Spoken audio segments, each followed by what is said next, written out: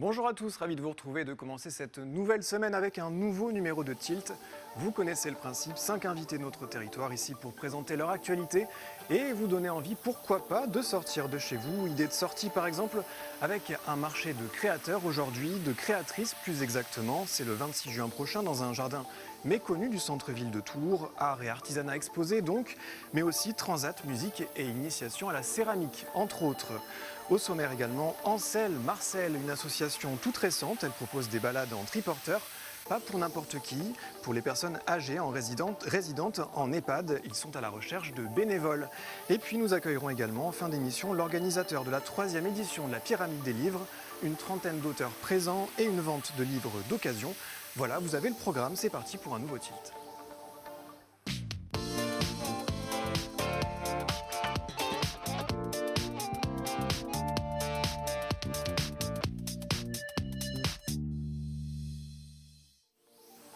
Sur notre plateau pour cette première partie, Camille Chaleil, bonjour à vous, merci d'être avec nous.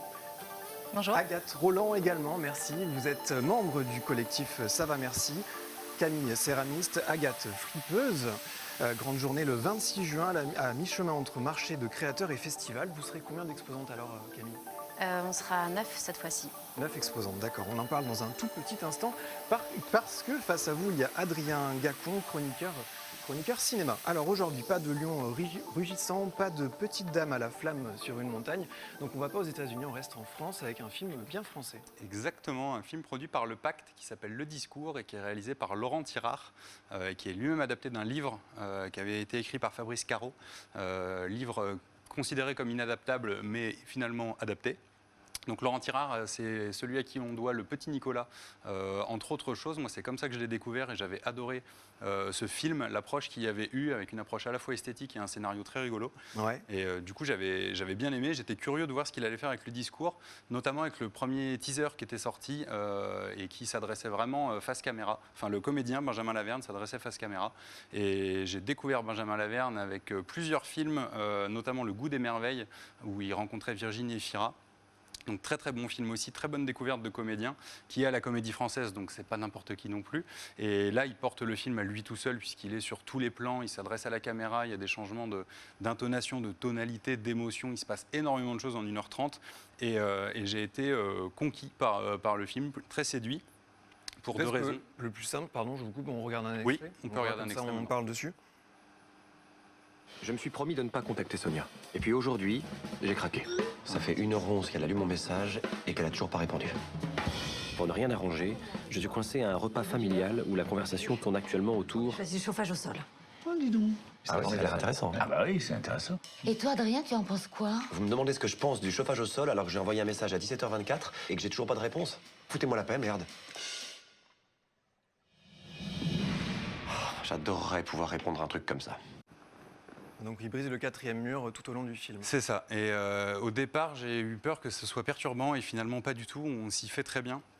Et justement, il gère très très bien les changements d'adresse de parole quand il retourne dans le film, quand il sort du film, quand il s'adresse à nous, quand il nous prend à partie. Et en fait, dès le départ, c'est très bien mis en scène pour cette raison. Il est très bien entouré aussi, puisqu'on l'a vu là, il y a Kian Kojandi, qu'on connaît de la série Bref, qui est là. Il y a également François Morel. Donc une bonne équipe, une petite équipe. Il y a un côté très théâtral dans ce dîner là que vous venez de voir, pardon, dans les images. Mais briser le 4e mur, notre génération, on a grandi avec Malcolm, ça, c'est pas très choquant. Vous aviez peur que ça marche pas ? Dans un film français, c'est peu courant et suivant la façon dont c'est amené, sur une série, on a le rythme, on connaît le principe et on connaît le système. Là, c'était un peu différent. Et il y a une deuxième chose, c'est que c'est un petit peu décousu, pas au mauvais sens du terme, mais la façon de raconter l'histoire est plutôt intéressante puisqu'on navigue sur des souvenirs en fin de compte qu'il va avoir et qui interviennent au moment du repas, au fil du repas. Donc ce discours, on n'a pas vu dans l'extrait, c'est lors d'un mariage. Hein. Exactement, en fait son beau-frère, donc Kian Kojandi, lui demande de faire le discours pour le mariage qu'il va avoir avec sa sœur. Et donc pendant tout le repas, il stresse de qu'est-ce qu'il va bien pouvoir dire. Donc on a plusieurs versions du discours qui sont faites. À la fin, évidemment, le discours final. Et du coup, tout se recoupe. Et c'est là où c'est intéressant, c'est que toutes les petites scénettes qu'on a pu voir se recoupent à la fin et du coup donnent quelque chose de très touchant. Il y a des moments très intimes. dans lesquels on va se retrouver aussi, dans lesquels on va se reconnaître, une vie de famille avec sa sœur, avec ses parents, avec les anecdotes reloues de son père, avec le gâteau yaourt que sa mère fait systématiquement à chaque repas. Encore une fois, parce que vous avez vu le film, on ne l'a pas forcément vu ici. Oui. Dans la bande-annonce, on a l'impression que c'est un peu un loser. C'est ça le film ou pas du tout? C'est un peu l'idée au départ, il ne sait pas trop où il en est justement, il est un peu perdu, il vient de vivre une rupture, ils sont en pause avec sa chérie, du coup il ne sait pas trop si ça va repartir, si ça ne va pas repartir. Donc il est en pleine introspection en fait pendant tout le film, et il va remonter loin dans le temps sur cette introspection pour nous expliquer aussi à nous, spectateurs, quand il nous prend à partie, comment il en arrive là dans sa vie. Et comment il a fait ses différents choix. Vous disiez Fabrice Caro. Vous connaissez, vous, par exemple, Fabrice Caro? Non, vous non plus? Non plus. C'est un auteur de bande dessinée que vous disiez impossible à adapter. Pour quelle raison? Alors, c'est autant les bandes dessinées... là, c'est vraiment un livre, pas bande dessinée. J'étais piégé, là. Bon, c'est vrai que je ne connaissais pas non plus. Non, moi non plus, je ne connaissais pas avant de découvrir le film. Mais en fin de compte, c'est inadaptable. Enfin, c'était considéré inadaptable parce que c'est beaucoup d'introspection.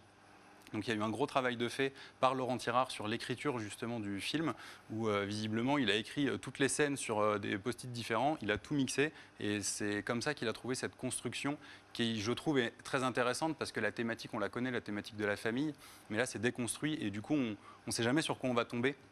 Il n'y a pas quelque chose de linéaire, et du coup ça rend le film vraiment intéressant, parce qu'il y a des moments de surprise, il y a des moments où voilà, on le redécouvre plus jeune, on s'y attend pas forcément. La chronologie, elle est absolument pas respectée. C'est ça. Mais pour autant, on se perd pas, et c'est là où c'est bien fait, et esthétiquement, il y a une vraie valeur ajoutée aussi, où j'ai retrouvé ce que j'avais aimé dans Le Petit Nicolas. C'est une vraie esthétique, comme on peut avoir chez des films de Jean-Pierre Jeunet, par exemple, où il y a une colorimétrie, il y a des vrais choix de cadrage qui sont très intéressants et qui, du coup, rendent le film un petit peu onirique, un petit peu poétique. Et ça apporte vraiment une plus-value. Et Benjamin Laverne, encore une fois, porte ça très très bien. J'aurais pas imaginé un autre comédien que lui pour porter ce film. Merci beaucoup à toi Adrien pour ce film. Donc actuellement au cinéma, tu nous recommandes, on ira faire un petit saut, pourquoi pas. On va continuer à parler d'esthétique avec vous, parce que là devant vous, ce sont vos créations, c'est de la céramique, c'est ce que vous faites. Oui. Qu'est-ce que c'est alors, par exemple, le petit, on dirait un pot, c'est quoi, c'est un pot d'eau? Qu'est-ce que c'est? Non, peut-être pour mettre des fleurs? Pas du tout. C'est une bouteille et elle peut servir de vase. D'accord. Et aussi. Donc ça fait combien de temps, vous, que vous vous êtes mis à cet art, cet artisanat? La céramique depuis 2016, je crois. C'est assez récent. Avant, je faisais de la photographie et j'ai découvert la céramique par hasard. Je m'y suis mise rapidement. J'ai fait ma formation en 2016 et j'ai installé mon atelier cette année, en septembre. D'accord, c'est tout récent. Juste peut-être par rapport à ce que vous faites, ce que vous aimez, vous, c'est faire du pratique, que des objets utiles? Je fais plutôt de l'utilitaire et du décoratif. Il n'y a pas de démarche artistique dans mon travail. Donc on voit sur les tables, là, il y a plusieurs arts ou artisanats. On va en parler tout de suite. C'est toutes des membres du collectif Ça va merci, qui a été créé aussi récemment, fin novembre. Donc vous êtes 5 avec des activités diverses, illustratrices, créatrices de bijoux, designers, plasticiennes. Alors vous appelez Agathe, Camille, Caro, Kamcha, Johan, et il y a des invités donc le 26 juin prochain pour ce marché de créateurs qui sera donc hébergé par vous, tout à côté de chez vous. Comment elle va se dérouler cette journée alors? Elle va se dérouler déjà en 2 espaces, c'est-à-dire qu'il y a mon atelier où on organise des ateliers. Initiation. C'est ça. On voulait montrer nos savoir-faire, nos métiers au public. Par contre, c'est sur réservation parce que c'est dans un petit temps. C'est toujours pareil, ouais. En ce moment, on n'a pas vraiment le choix. Voilà. Et puis à l'extérieur, du coup, dans le jardin des Chanoines, qui est juste mon atelier. Ouais. La journée, elle est rythmée par les ateliers à l'intérieur et puis à l'extérieur, ce sera un marché de créateurs. Il y aura de la musique, on va installer des endroits où les gens puissent s'installer. Donc l'idée, c'est d'être entre le marché de créateurs et le micro-festival. Que les gens puissent aussi venir juste pour passer du bon temps, nous rencontrer, voir ce qu'on fait. Alors, initiation céramique, ok, on l'a déjà dit. Il y a aussi d'autres initiations, notamment sérigraphie. Oui, avec Roule ma poule, Camille Lebègue, qui est illustratrice, qui a aussi ce projet à côté. Il y aura UN qui fait un cours pour apprendre à faire de la broderie sur bijoux. D'accord. Et puis céramique le soir avec Marine pour les adultes. Alors, ça se passera dans ce jardin que vous venez de dire, le jardin des Chanoines, c'est ça? Oui. C'est en plein centre-ville, on ne le connaît pas, ce jardin. Comment ça se fait? Est-ce que vous pouvez nous dire où est-ce qu'il est? Il est juste derrière la place Plumereau. Parce qu'il n'est pas très grand, parce que l'entrée pourrait faire croire que c'est privé et c'est public. donc accessible à tous. A priori, ça se passera aussi là-bas. Alors, Agathe, un petit mot pour vous. Donc, vous vous considérez comme une chasseuse de trésors, passionnée de vide-grenier depuis un moment. Et là, vous êtes lancée à votre compte, ça fait 1 an et demi. Oui, c'est ça. Et donc, ce qui est intéressant, c'est que vous choisissez tous vos habits. Donc, vous allez les choisir directement et vous les choisissez tous en Touraine. Exactement, oui. Je vais voir dans plein d'associations, je vais chez des particuliers. Et sur quoi vous faites vos choix? Sur quels critères?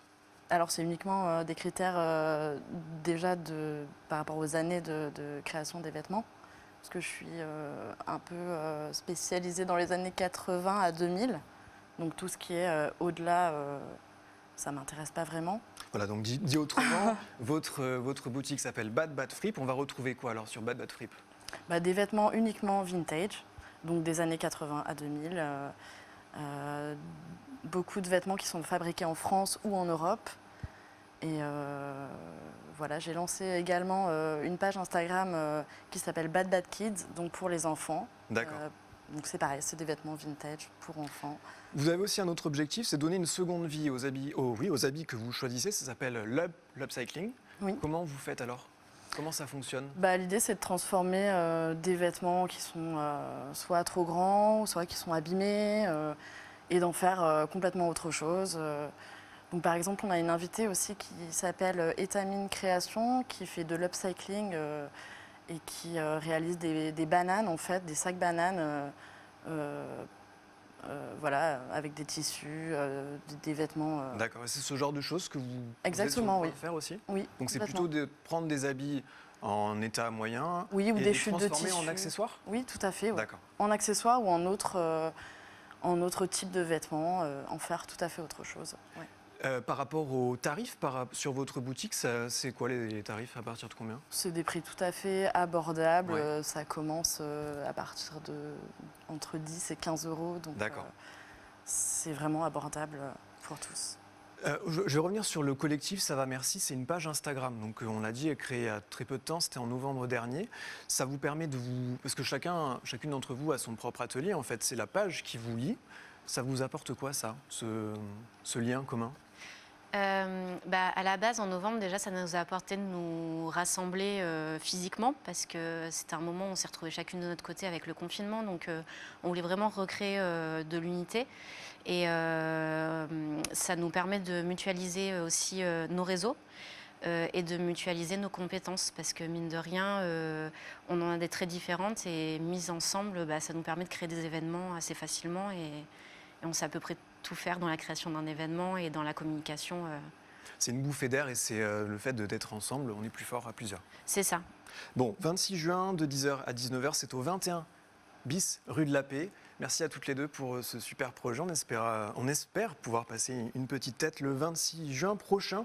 On va faire une petite pause, je vais y arriver. Après la pub, on va retrouver Willy Granger et Martine Kerdraon de l'association Ansel Marcel, les balades en triporteur pour résidents d'EHPAD. Ça commence début juillet. Puis il y aura également Éric Ducourant pour le salon de la pyramide des livres. À tout de suite.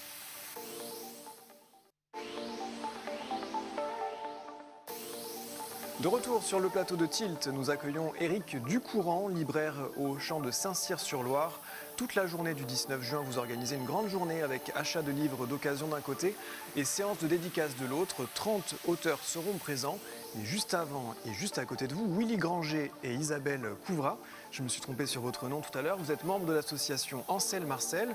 Vous êtes donc sur le point de recevoir votre premier triporteur. Il est où alors ce triporteur? Alors, normalement dans un camion, il ne devrait pas tarder à arriver. Il est parti vendredi, donc on va le recevoir cette semaine. Il est en route. Ok, parti vendredi. Vous allez organiser donc forcément incessamment sous peu des balades pour personnes âgées en EHPAD. Alors une balade type, à quoi ça ressemble? On va fonctionner avec des partenaires, les EHPAD, qui vont adhérer à l'association et puis on va organiser des balades d'un après-midi, sur des lieux qu'on aura étudiés, je pense, en amont. Et puis aussi avec les résidents qui voudront peut-être redécouvrir leur village, des choses comme ça. Donc ce sera une balade d'environ 1h30. Je pense. C'est pas trop en fait. Voilà. Vous ne savez pas? On va tester, en fait, ça sera en fonction aussi des résidents. Voilà, on débute juste, donc on va apprendre au fur et à mesure. Mais l'idée, voilà, c'est on va plus loin qu'un C'est ça. qu'un petit tour, Ouais. parce qu'une heure, bon, on peut quand même avancer. Oui, pas mal. Non, je pense que oui, une dizaine, 15 kilomètres, je pense que ce sera tout à fait faisable. Et est-ce que c'est un point, c'est-à-dire un triporteur, une personne et un bénévole? Il se trouve qu'on aura 2 modèles, un modèle qui permet d'emmener 2 personnes et un modèle qui permet de mettre un fauteuil roulant pour les personnes qui sont plus difficilement mobilisables. Donc on pourra emmener dans un premier temps 3 personnes, plus les 2 pilotes, et puis après on aura le 3e triporteur qui arrivera un peu plus tard, dans quelques mois. Ouais. Parce que là on avait fait une campagne de financement participatif Qui a bien pour pouvoir, fonctionné, hein. ouais, pour pouvoir payer le 3e en fait. Et vous avez aussi été soutenu par des collectivités par rapport à ça? En fait, donc on a répondu au budget participatif l'an dernier. On a fait partie des 12 lauréats de la ville de Tours. Donc le conseil départemental nous finance à hauteur de 80%. Et donc on a fait une cagnotte pour avoir les 20% qui nous manquent, qui a fonctionné. Donc maintenant, il faut lancer les triporteurs. Le premier triporteur qui est, on l'a dit, en route, le deuxième Ouais. qui arrive dans la foulée, Ouais. et un troisième qui serait donc équivalent au premier. Le deuxième, Ouais, c'est celui ça. qui- Ce sera un modèle pour 2 personnes. Ouais. 2 personnes, c'est 2 bénévoles, c'est ça? Derrière? C'est un bénévole derrière et deux personnes qui seront installées sur, personnes devant. sur J'étais- 2 passagers. Quoi. Voilà. J'étais pas sûr d'avoir bien compris. Alors, le concept existe dans plusieurs régions de France. Vous n'êtes pas à la pointe, mais pour autant, c'est à la pointe ici en France. Donc, ce concept est ici en Touraine. Ce concept, il existe en Bretagne et vous êtes en lien avec une association là-bas. Ça vous a apporté quoi alors comme soutien, comme support sur la manière de vous organiser peut-être? Que c'était pas impossible de se lancer. En fait, nous, on avait une réflexion sur est-ce qu'on se rattache à il y a une association nationale qui existe, est-ce qu'on se rattache pour faire une antenne ou est-ce qu'on crée notre propre association? Et on a pu discuter avec Monsieur Lebris, donc le responsable de cette association Amicyclette en Pays de Morlaix, qui nous a dit qu'il n'y avait pas de danger à se lancer, de créer une association. Donc pour le coup, nous, on part de zéro. On crée une association qui existe depuis fin octobre, début novembre. Ouais. Donc on part vraiment de zéro. Donc le budget participatif, le financement, et après l'association, la cagnotte. Et là, donc on va lancer une activité, quoi. Pas après pas, ça commence à prendre forme. Voilà. C'est Ouais, très c'est concret. ça. Le triporteur qui arrive. Vous êtes 5 à l'initiative. Hein. On est 6. 6, pardon. ok. 6. Vous êtes 6 à l'initiative. Comment s'est fait ce projet? Alors, au début, je pense que ça part de 2 personnes, de Pauline et Willy. Et moi, je me souviens que Pauline m'a contactée en fait, pour savoir si ce projet avait du sens et si ça pouvait être cohérent avec les besoins des EHPAD. Et oui, moi, enfin voilà, c'était. Vous êtes directement concernée, vous êtes animatrice, Je suis animatrice en EHPAD à la EHPAD, Membrole. Oui. Vous pensez vraiment que c'est quelque chose qui est une bouffée d'air pour les résidents? On peut s'en douter hein, d'ailleurs. Ouais. Ah oui, non, ça va, pour eux, ça va être. Ouais, c'est ça, c'est une bouffée d'air, c'est porteur de joie, de partage, de liens sociaux, parce que. Voilà, rien que d'être sur la banquette, enfin voilà, les passants, je suis sûre qu'ils vont leur dire bonjour. Et eux aussi, ils vont saluer de la main. Et non, pour eux, ça va être une bouffée d'air. Ouais. Puis Un nous aussi- souffle de liberté. Nous aussi, en tant que pilote, on pourra Ouais. parler avec eux. C'est le moyen d'échanger aussi, de créer du lien social, intergénérationnel. On peut essayer ça aussi, quoi. C'est important. Parce que... Et cette idée, vous, elle vous est venue d'où au départ? Vous avez vu ça non, arriver? en fait, c'était en discutant avec Pauline qui me faisait cette réflexion, en me disant, mais on pourrait lancer ça. Et c'est vrai que je savais que ça existait ailleurs. Et je me dis, bah oui, pourquoi ça n'existe pas à Tours, quoi. Ça existe à Lyon, à Nantes, dans plein de villes, à Orléans, à Morlaix, à Lorient. À Lorient. Enfin, il y a beaucoup, une vingtaine de villes, je pense, au moins au bas mot en France qui font ça. Et à Tours, on le fait Vous pas. êtes, parce que entre l'idée et l'investissement, et on l'a dit, en 6 mois, c'est quand même beaucoup de temps consacré, Ouais. évidemment, dans chaque projet. C'est plus qu'une idée. Donc vous êtes engagé dans le milieu associatif, c'est quelque chose qui... Ça vous est pas Enfin, moi, juste j'étais venu déjà engagé dans le milieu associatif en tant que bénévole dans l'association dans laquelle je travaille aujourd'hui, parce que moi je suis mécanicien cycle, technicien cycle, donc dans une association à Tours, cycliste, ouais. collectif cycliste 37, donc je connais un peu le milieu associatif. Donc, mais créer une association, c'est autre chose. Donc là, Alors ça concernerait combien d'EHPAD pour l'instant pour commencer? On sait Mais qu'il y a là, 6000 pour places en l'instant, Indre-et-Loire. Bon, 6000 personnes, c'est quand même beaucoup. ouais. Ce serait... Surtout pour 3 triporteurs, ouais, ça va être un peu léger. Mais là, pour tout vous avouer, on est en train de prospecter. Hein, donc voilà, on a contacté certains EHPAD et pour l'instant, le retour, il est très positif. Hein. Donc, Ce sera d'abord Tours, hein, c'est ouais, ce qu'on ce disait, sera d'abord d'abord Tours Tours, et et- l'agglomération. Et... Alors, si Ouais. les personnes qui nous regardent sont intéressées, en tant que bénévole ou Ah oui. en tant que EHPAD, que décideur, comment vous contactez? Ils ont, enfin, on a une adresse mail, Ouais. une page Facebook, donc ouais, je donne le Sûr. nom maintenant. bon, c'est Marcel sur Facebook. Voilà, c'est c'est facile. Ouais, ça. ouais. Et vous avez besoin de quoi pour dire ce serait autrement? des Là, bénévoles. pour le moment, ouais, on est à la recherche de bénévoles. Et on a aussi une interrogation sur le local, parce qu'on va recevoir notre premier triporteur, et on n'a pas encore de local, donc ça va être un peu compliqué. Donc ça va être un peu compliqué. Donc il va être garé, on va trouver une solution dans un Vous premier êtes temps. donc 6, combien de bénévoles vous auriez besoin? Ah bon, ça peut... Je vous compliqué. avoue qu'on ne s'est pas forcément posé la question du combien de bénévoles. Je pense mais- que s'il y a 15-20 mais par contre, bénévoles voilà, pour tourner, 10, ouais. l'idée ce serait de tourner, que ce ne soit pas toujours les mêmes qui sortent les week-ends, parce qu'on pense faire ça dans un premier temps les week-ends. Plutôt le week-end? Plutôt, En fait, ouais, c'est le je samedi et le dimanche en week-end parce que C'est vous ça dites pour que le c'est moment. l'après-midi. Ouais. Pour le moment, vu que dans les 6, bon, pour l'instant, on a des gens qui se sont inscrits et qui sont bénévoles. On arrive pour l'instant à peut-être une douzaine. Et on est 6, voilà, on est 6 à travailler. Donc pour l'instant, oui, on va proposer que les week-ends. Mais c'est vrai que la semaine, Si ce des serait EHPAD bien. répondent, ce serait aussi en semaine, pourquoi pas? Voilà, exactement. Aucune Ouais. contre-indication Non, là-dessus. non, au contraire même. On rappelle sur Facebook Ansel Marcel pour vous contacter. N'hésitez pas si vous le souhaitez. Vous recherchez en ce moment des bénévoles donc pour faire du vélo. On rappelle qu'ils sont électriques évidemment les C'est ça. triporteurs. Sur l'électrique, ouais. Bon, merci beaucoup à tous les deux. Écoutez, Merci. on va de suite parler de quelque chose qui n'a rien à voir. C'est la 3e pyramide des livres. La bamboche, c'est reparti.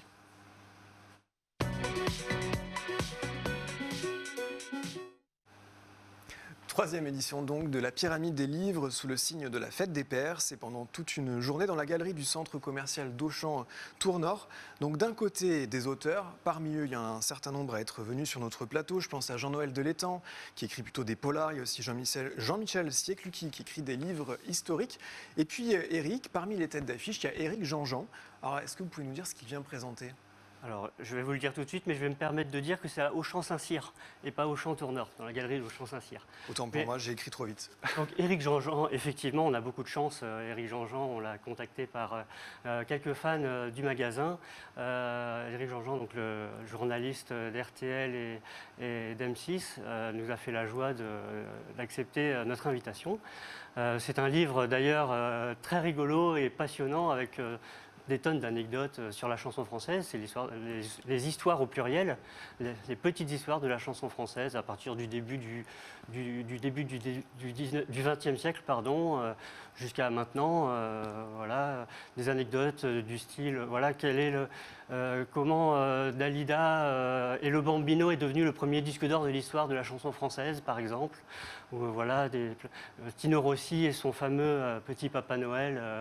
Voilà comment un succès se fait. Voilà, Un livre recueil d'anecdotes. voilà, c'est ça, c'est une encyclopédie, recueil d'anecdotes. Alors j'ai dans mon livre le guide des châteaux de la Loire en bande dessinée. Donc c'est aussi une illustratrice qui sera présente ce jour-là qui l'a illustré. Est-ce que vous pouvez nous rappeler son nom? Elle habite justement à Saint-Cyr. Alors Stéphanie Lézéro est passée à Saint-Cyr, elle habite au sud de Tours maintenant, mais elle est tourangelle et c'est une fidèle. Elle vient régulièrement au magasin dédicacé. Et je suis très heureux de pouvoir l'accueillir encore. Alors ce livre... 25 lieux touristiques où la grande histoire de France se mêle au patrimoine. Par exemple, Château de Lillette Exactement. avec Camille Claudel et Rodin. Exactement. Et là encore, plein d'anecdotes. Voilà, comment on apprend que Jeanne d'Arc est venue choisir ses chevaux au château de Rio, etc. Des choses un petit peu en dehors de l'histoire un peu classique qu'on connaît tous, et des petites anecdotes comme ça en plus. Donc on l'aura compris, il y a des livres d'illustration. Il y a une autre illustratrice d'ailleurs qui sera présente. Oui, Fanny Joly. Ouais. On a beaucoup de chance aussi. Elle vient de Paris et elle a écrit beaucoup. Elle a écrit plus de 300 livres. Alors pour tous les âges, alors jeunesse néanmoins, mais pour tous les âges, du plus petit avec le sujet de la totote. Voilà, tous les parents se reconnaîtront comment arrêter la totote, parce que comment s'en séparer un jour. Comment aider son enfant à s'en séparer un jour, ou jusqu'à l'âge de l'adolescence et toutes ces histoires d'adolescence au collège. Elle écrit sur le monde actuel. Donc il y a des livres historiques, des polars, et aussi un livre politique avec l'ancienne députée qui sera présente, si je ne me trompe. Effectivement, Madame Oconi, exactement, qui va venir effectivement voir. Je pense que son livre vient de sortir, donc on est très heureux de la recevoir, effectivement. Alors, autre information importante, c'est le marché de l'occasion. Donc, ce jour-là, vous reprenez les livres. Alors, effectivement, on en profite. On fait une grande fête et du coup, les clients nous le demandent régulièrement. Mais on fait une grande reprise au kilo, en fait, ce jour-là, qui permet de reprendre massivement les livres. Et on les vend directement, en fait. Et puis après, soit on les revend au magasin aussi, soit après on en donne à beaucoup d'associations, notamment là on va reprendre des manuels scolaires et des dictionnaires qui partiront dans des pays où les besoins s'en font sentir, par exemple. Voilà, donc, Livres d'occasion, il y en a toute l'année, hein. oui, on en vend toute l'année, oui, tout à fait. Ça, c'est en partenariat pour les bénévoles, encore une fois, avec une association qui vous aide à organiser ce festival. Effectivement, c'est l'association Livres en Loire, avec qui on est en partenariat toute l'année, puisque Livres en Loire, en fait, crée des événements régulièrement toute l'année. C'est une association qui favorise l'accès à la lecture pour tous et aux livres. Ils font beaucoup d'événements du style soirée littéraire, du style dictée, et évidemment le salon de Tours qui a eu lieu en novembre, non pas l'année dernière, mais l'année d'avant, puisque l'année dernière il n'a pas pu avoir lieu, à l'Opéra de Tours. Donc je suis très fier, moi, d'être en partenariat avec cette association qui fait tant. Voilà, c'est une grande fierté pour moi. Merci beaucoup Eric d'être venu nous parler de ça. Donc c'est le 19 juin de 10h à 18h, pyramidedulivre.fr. Et je le rappelle, évidemment, c'est à Auchan, Saint-Cyr. Merci beaucoup. Merci beaucoup aux deux associations présentes, à vous libraires et à votre association Ansel Marcel, à retrouver sur Facebook également. Merci à tous, on arrive à la fin de notre émission. Je vous souhaite une excellente fin de soirée sur TV Tour. Tout de suite l'information et à demain.